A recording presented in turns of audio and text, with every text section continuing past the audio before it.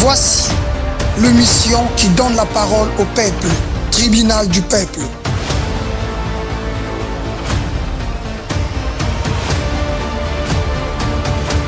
Tribunal du peuple, tribunal du peuple, tribunal du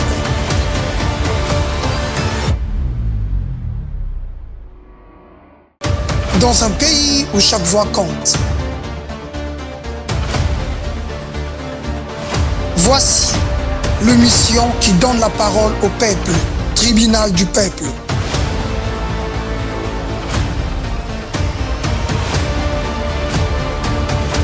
Tribunal du peuple, tribunal du peuple, tribunal du peuple.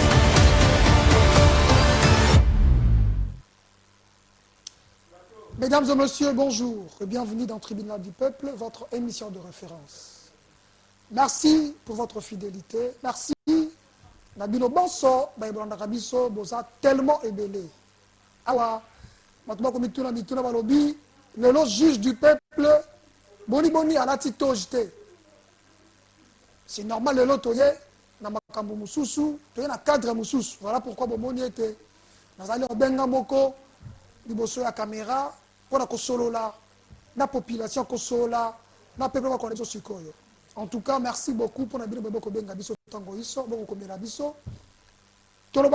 c'est ici que le peuple prend la parole. Nous sommes concernés peuple et nous concernés tribunal du peuple. Et aujourd'hui, nous avons amené un message très intéressant, très important pour nous appeler Wakulandabiso. Parce que le tribunal veut se prononcer autour d'un fait. Oyo ko salema namboka na biso. Alingi penza bino baba ko na bocha matoyi. Ya mona banda nalingi na pesa merci na VPM, vice-ministre de l'Intérieur. Oyo akosala musala na ye madame. Le vice-premier ministre de l'Intérieur, Jacquemain Chabani Luko. Coup de chapeau pour le travail. 12 ans après, aujourd'hui, tout le monde était, ma policier, ma mati en grade. Bravo au ministre. Aujourd'hui, le ministre se bat sans relâche pour redorer l'image de la police. Oh, comment est-ce que nos policiers se comportaient? Comment est-ce que nos policiers vivre, comment est-ce que travailler? Bravo parce que les policiers sont équipés. Merci pour ma conduite. Média Moko, chaîne Moko, émission Moko, Oyo, Zawana, une investigation, il y a solo, c'est le tribunal du peuple. Là où le ministre de l'Intérieur, Azalia Kolandabiso, Ayebi, est-ce que ma Congomani Bozali Boyebi, tu peux savoir des informations vérifiables? Oh, il y a une source, il y a solo. Et aujourd'hui, il y a un phénomène que nous avons constaté au sein de notre société, précisément dans la ville de Kinshasa. Il y a une méfiance entre la population et la police nationale congolaise. Et ça constant au Sali, après avoir observé notre société, après avoir observé le comportement, l'attitude de la population vis-à-vis de la police, de comprendre qu'il y a un problème en termes de confiance entre la population et la police. Vous serez d'accord avec moi que la manifestation ni sous sur la population, la présence de la policier, au moment où on a s'attaquer à la police, qu'on finit dans la police. Mais est-ce que tu vas continuer bongo? Aujourd'hui, je suis venu, mais je suis venu parler, échanger avec la population. J'ai amené un message. Les policiers, la police, Zaliwana, Ponabiso. Pendant que nous dormons, la nuit, le policier ne dorme pas. Les policiers sont là, la caté. Pour la veiller. Et moi, je suis ma casse. Lorsque je s'attaquer dans la police, je s'attaquer, je pour ternir l'image à la police. Et ce message, comme là, le numéro 1 de la police, Papa Longaboni, comme là, le commissaire provincial de Kinshasa, Papa Israël Kantou. Le message comme la Bible de le ministre de l'Intérieur, Jacques Chabanyelouko, a commencé la Bokassi, ensemble avec le gouvernement, a commencé la Bokassi, pour que tombe la police, qu'on redorait image, qu'on rétablir encore la confiance entre la police et la population, parce que la police est là pour protéger la population et l'air bien. Sans la police, tu vas vendre la télé, tu vas vendre la raboyer. Tu vas vendre la kimiate, tu vas vendre la kimiate. Et ces gens ici, ils ont mérité respect. Minimum de respect. Attends pour le bateau, mais pour la tenue, ils méritent d'être respectés. Parce que ces gens-là, tu as dit, dans quelles conditions passer à Moussa Bango? Moi, de temps en temps, je suis sur terrain pour vérifier, enquêter sur la prestation de la police vis-à-vis de la population. Mesdames et messieurs, le policier souffre. Et là, nous félicitons le VPM de l'intérieur, encore une fois de plus. Oyo Akobunda pour la policier à Zonga la valeur naïe. Le recrutement Salemi. Si vous regardez le nombre de policiers dans chaque sous-siat, vous regardez le nombre de la population, vous vous rendez compte qu'ils ont un travail triple. Ils ont un grand travail. Et ils ont mérité respect. Et là, je voulais lancer appel. Nous devons respecter notre police.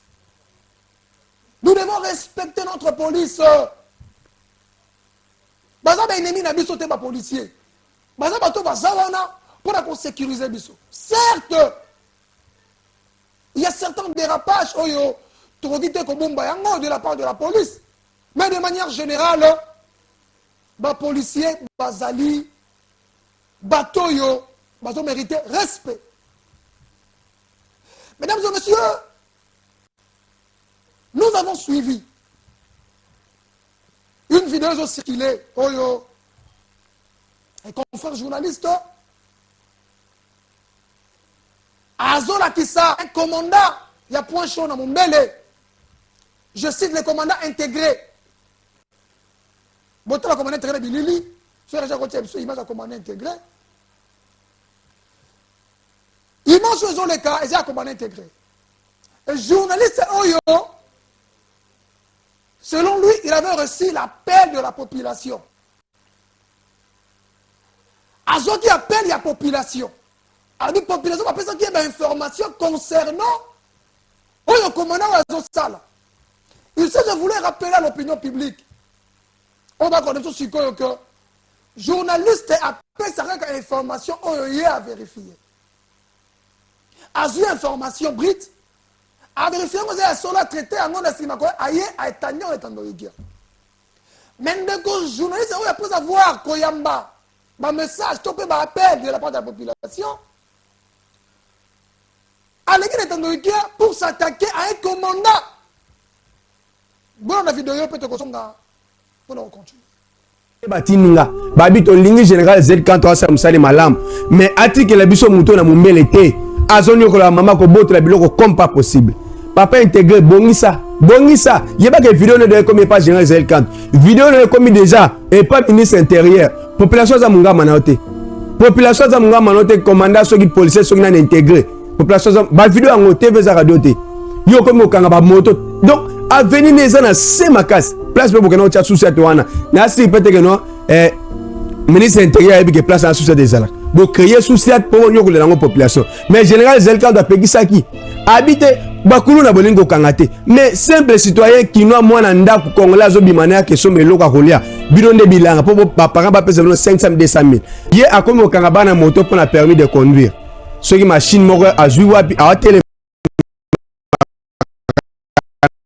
nangari mwana prince mwana moto nyonso azoleka il fallait contrôler permis de conduire nous battre na moka o policier batio po kengela population na biloko na ye yoku na souciat mais yeko comme policier routier donc ceux qui osana permis de conduire au PC beta na machine oteza mabe kanga beta ba moto ba 3 pine ba image yango souciat de yango tala ba moto à 3 pine général Zahel Kanto moi j'ai au loba que non poste à la police eza parking te mais tala commandant o comme on est intégré na mombeli papa commandant intégré na éviter grade aux anango aux général aux major aux colonel to éviter pour ata pété moko na mapeka to zanango to moni angote na ba ville population etinenga na ko yebisa yo bongisa population za mungama na ote papa intégré colonel ya gemi ya nini ya limité boti na colonel ya gemi ya limité vidéo population lobby ba lobby intégré wana a lobby que non yo oyema kamno super yo okosala ye lokote en plus azoloba ye aza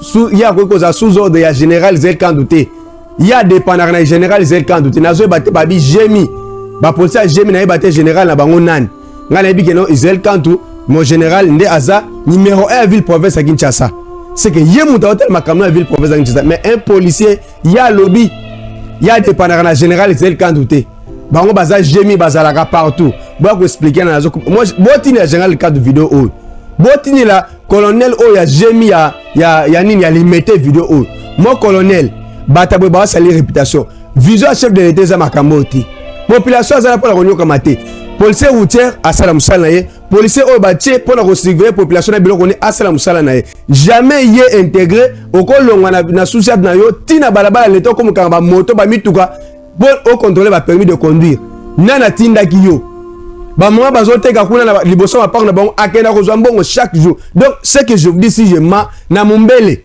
bana mumbele ba lobby intégré alobaki ye ezana mutu moko ta kokoka ye ata bo bengi colonel bo bengi général Zahel Kanto ko sala ye lokote en plus mo génération de gaffe j'ai vu na ba photo batina ata mwana GP mais azata na pété moroté ata mwana GP na sima na ba 8 policiers na sima tozo baté c'est un colonel c'est un capitaine c'est un major c'est un général donc tozo ye baté intégré au na mumbele comme on a ye commandant intégré na ngalié manase ba vidéo en TV za radio te papa commandant soko za général soko za console pour péter nos yeux banate mais ko yebiso mo lobela bola bongisa population za mungama na ote bana mumbele bana Kinshasa mobimba partout bolang les 24 communes bozana problème sécurité tracasserie benga na numéro mo lobela bola surtout là on a assez no partager aka ba vidéo na Facebook bo betra kin plus vérité na TikTok kin plus vérité.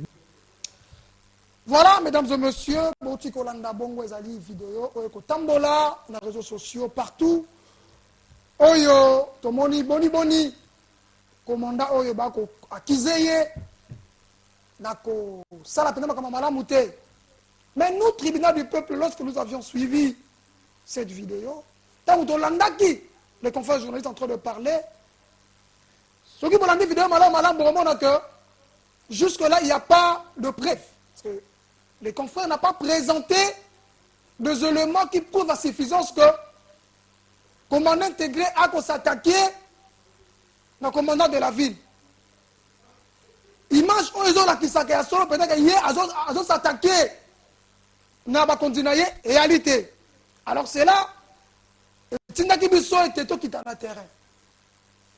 On avait effectué une descente parce que si maintenant la population va bien qui sont tribunal du peuple, juge du peuple, tala, et on a effectué une descente. Namombeni. Nous avons considéré les notables, les opérateurs économiques, bateau bakotambola, population, na bakouche nyonso, ba jeune, ba maman. On va dans le quartier Bissika Oyo, comme on a intégré à Salah Moussala Naye. La bandera Kolobé était un vrai journaliste. Et ça, Oyo a fait cette information, ils ont vérifié. Après avoir causé information, Il faut vérifier ce que c'est solo, à la source, est-ce que c'est solo toté?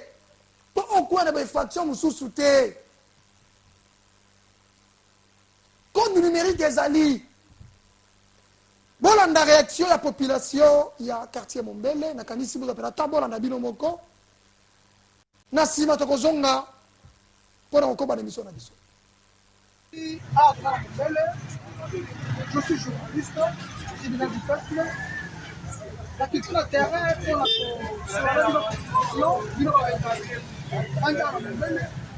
parce que vidéo ont circulé. Déjà, comme on a awa, ça comme ça, awa. Parce que hier, on a eu déranger une opposition pour ça que nous avons fait. Comment tu as dit le bureau? Comment les a commencé à intégrer? Parce que nous avons la situation pour les zones sur le plan sécuritaire.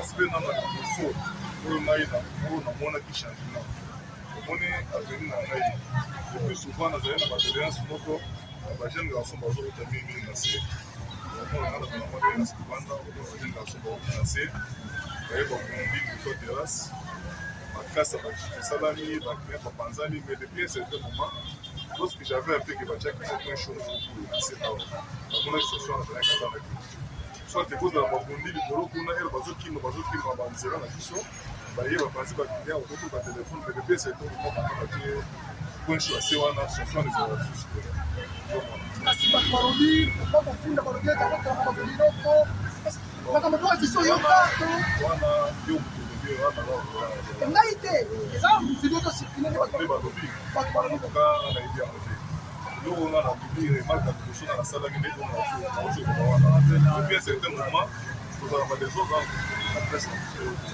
oyo eza kaka ebele na makonga baplainte tokanga na bajeune mosusu depuis un certain moment amona pena bajeune bamamaka mingi basasala kulawa bamata mosusu eloko ya liboso pe kozoa sepeli na oyo lelo soki balobi balongola susi ati bato balongola so balongola esekite ezomi merci pour se présenter, nous sommes dans la monnaie. En tout cas, pour la naïve, vous allez là.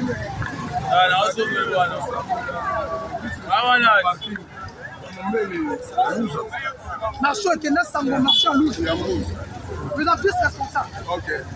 Car si l'autre petit a un monnaie, parce que il est aussi, il a un monnaie qui est de placer la monnaie, il est aux amananais.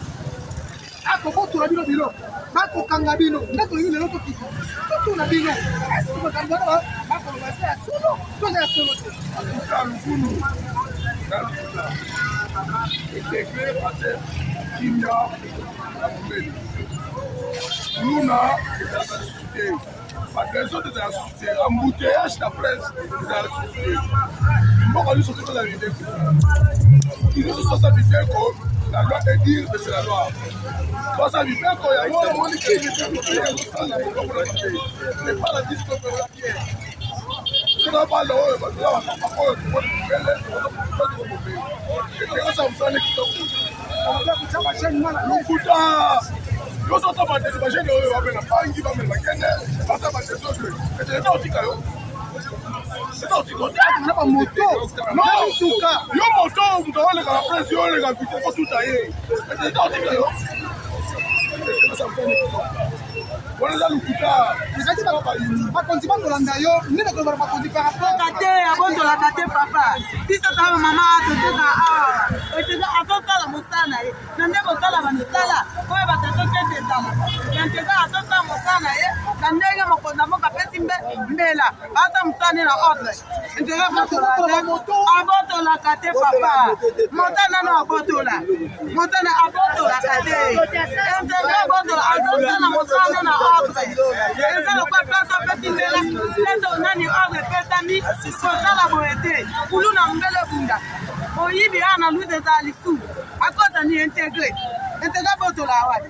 Aboto namonaka te asalaka mosala na ye na ordre asalaka mosala na ye na ordre papa totika lokuta totika soki moto aza mosala na ye ordre nde mokonzi mboka apesali mbela azosala soki moto alobaka kaka lobe kuna toboyi bamoko misala masuku namoni na kosu awa kimia ekota itumba ezobundama lisusu te kimia vraiment ekota que ça soit la zone rouge que ça soit oyo soki ba je m'en fous bazobunda lisusu te po habiter souci c'est comment déjà nga za en de l'on a faire ici maintenant to lo babuna média pour l'accès que to ba mabe ya mutu na malamu oh si tu as besoin service ya la police ça musala nango pour la quoi kage ba brigand.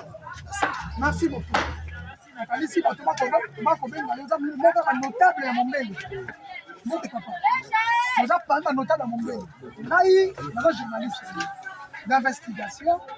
Dans l'andaki vidéo moko. Oyo, itamo na réseaux sociaux, batma ko lobeki. Eza na commandant moko awa na mon mail.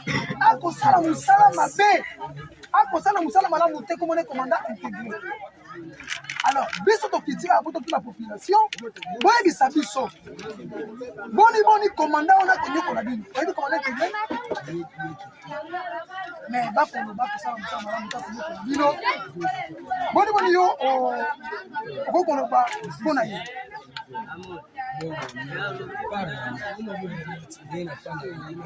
Kano caméra wana. Ça fait ville biso awa na kati ya mbela eza derrière ville biso ndeni awa ngai na fandi ya combien des années bati ya ngai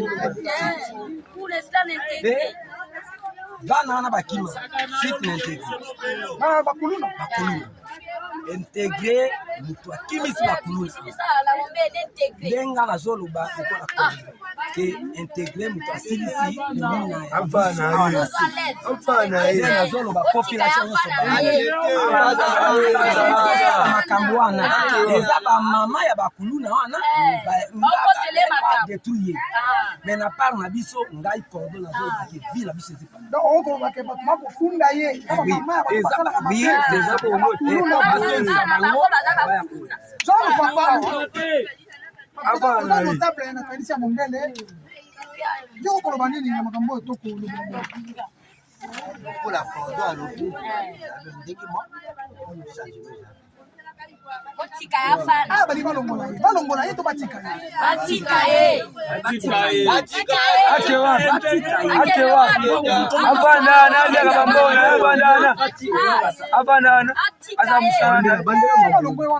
soki mutu wana alo parce que celui qui est en vérité oui commandant intégré oui commandant intégré bien bien merci beaucoup balobi ete eya sala mosala mabe chaka yo bajane na lese anyakolaka bino mpona yo lobi zolano ndeko malamu mazoloba nayo kango nalobi alongwa te atikala kuluna esila mpona bango okoma kimia mama yakana likoyakana kuluna bakuna te balobi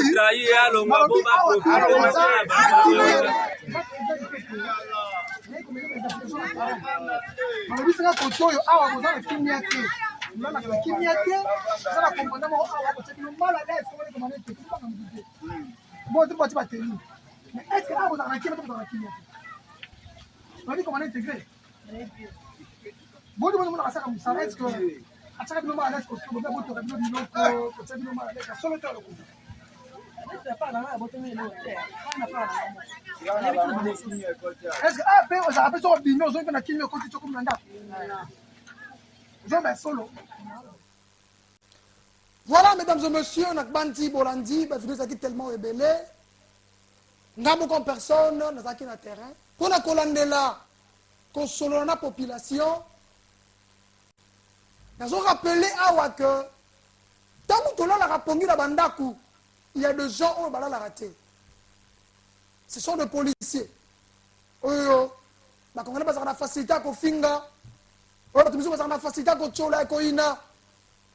Mais ici, je veux nous rappeler, ce que tu as dit, Boutou et Tani, tu as mis la tongue parce qu'il y a eu des gens qui ont circulé. Ils ont mis leur vie à côté pour servir d'autres personnes. On a mérité respect. Donc, il était dans le terrain dans le quartier Mombele. Nous avons échangé avec la population. Et la population même, ils ont réclamé. Comment on a intégré? Je vais te dire une vidéo comment on a intégré. Celui le commandant. Oh, il va te dire et tu l'as dit, c'est que donc, il y a un commerce qui a un musala. Effectivement, la population a témoigné. Effectivement, que la population a été bateau, ça y est, et ça dit bateau, ça connivence, ça va na mabe. Régis, tu as vidéo de Kourou na wana oyo. Comment on a tiré Kangaki Bango? Régis, tu as vidéo de Kourou na wana. Bon, on a boni. Comment on a fait ça? Utatomogisi batu ye. Oh, yende motomogi.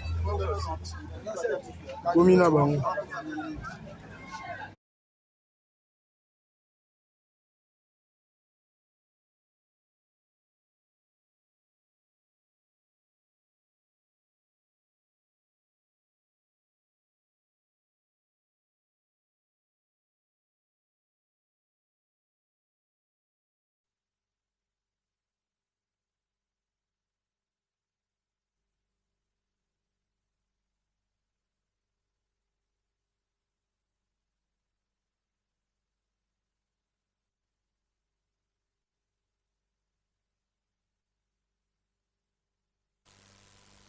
Il y a des policiers vis-à-vis de la population. Et Bongi n'a pas tenu sous pour travailler afin de ternir l'image de la police. Afin qu'on ait méfiance entre le policier et la population. Je pense que vous avez suivi la réaction du peuple. C'est ici au tribunal du peuple que le peuple prend la parole. De quand tu as commencé que Boni, criminel parce qu'il y a un quartier Oyo, maman va continuer dans le bakoteleki mama ona ndako bolanda botala video oyo mombele ezalaki boye batilanga so population balanda. Merci beaucoup. Vidéo mon konta komona o. Yo soki na loboko quoi?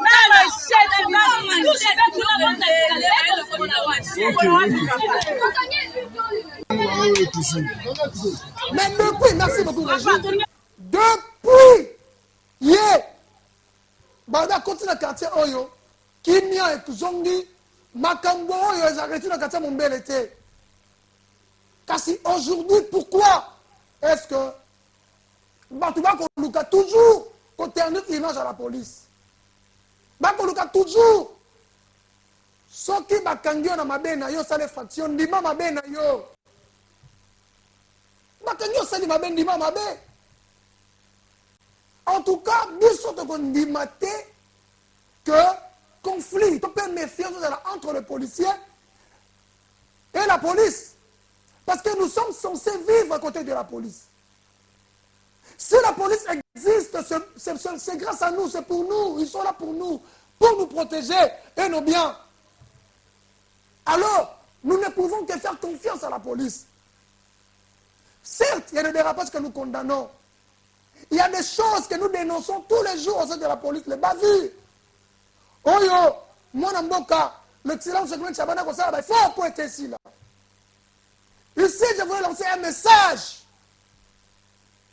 Le numéro 1 à la police en Gabon. Je veux lancer un message au commissaire provincial de la police de Kinshasa, Papa Israël Kantou.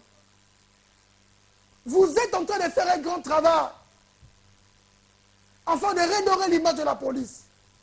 Enfin, de rétablir la confiance entre les policiers et la population. Mais il y a des gens qui sont là pour travailler afin de ternir l'image de la police. Il y a un moment où il y a un conflit entre les policiers et la population. Alors qu'ils sont censés vivre ensemble. Dans la population, surtout la population de la ville de Kinshasa. Policier a un ennemi na yote. Policier a un moudou seigneur na yo. Mais cela n'exclut pas que lorsqu'il y a des bavilles, lorsqu'il y a des choses qui ne marchent pas, il faut dénoncer. Mais il y a qu'on soit ma publication. Il y a policiers qui ont été sans son consentement. Merci, mesdames et messieurs. C'était un message que je voulais lancer à toute la population congolaise, particulièrement la population quinoise. Félicitations au ministre de l'Intérieur, une fois de plus, Jacques Chabanyuluko. Oyo, ako sala musala na ye madame. La population elle-même a témoigné. La sécurité. Bakola na kimia, bakola ngara kimia. Coup de chapeau au ministre. Merci beaucoup, mesdames et messieurs. Natiki Binoto Kozonga Balasima pour continuer. Dans un pays où chaque voix compte, voici l'émission qui donne la parole au peuple, tribunal du peuple.